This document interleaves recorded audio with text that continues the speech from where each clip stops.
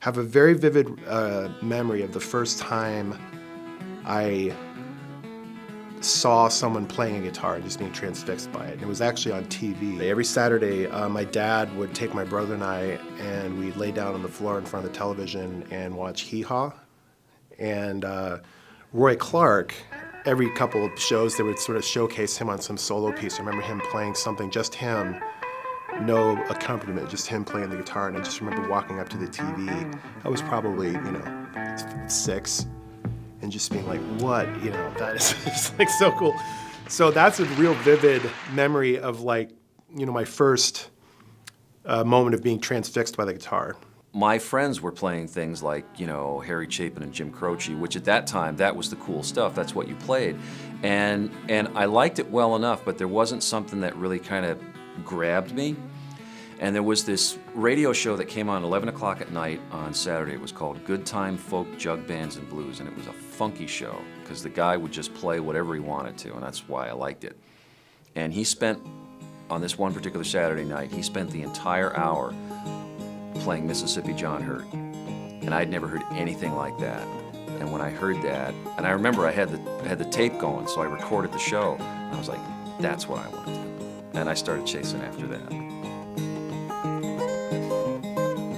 I had a friend who was a musician and worked here at the school. She's like, they're hiring wiggle worm teachers, and I'm like, I could never work at the Old Town School. And she laughed, and she's like, you can work at the Old Town School. I just was like, oh, I could never work there. Like that, those are for real musicians.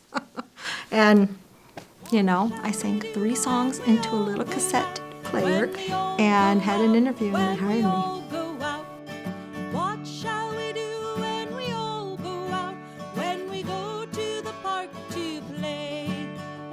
I remember showing up in this town and just being like, game changer, I mean, it was, where I grew up was great, but it was, cornfields and small town.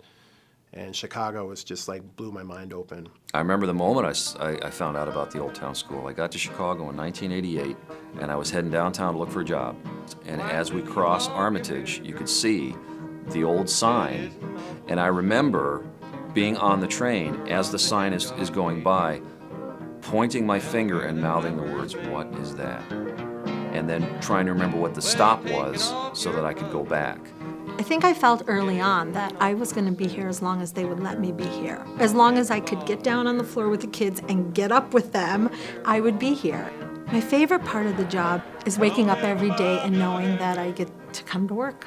And I'm going to see kids that are going to make me laugh, and we're going to sing and dance and play and have a really good time, and it's reciprocal. And I could be having the worst day, and I get to work, and I'm lit on fire.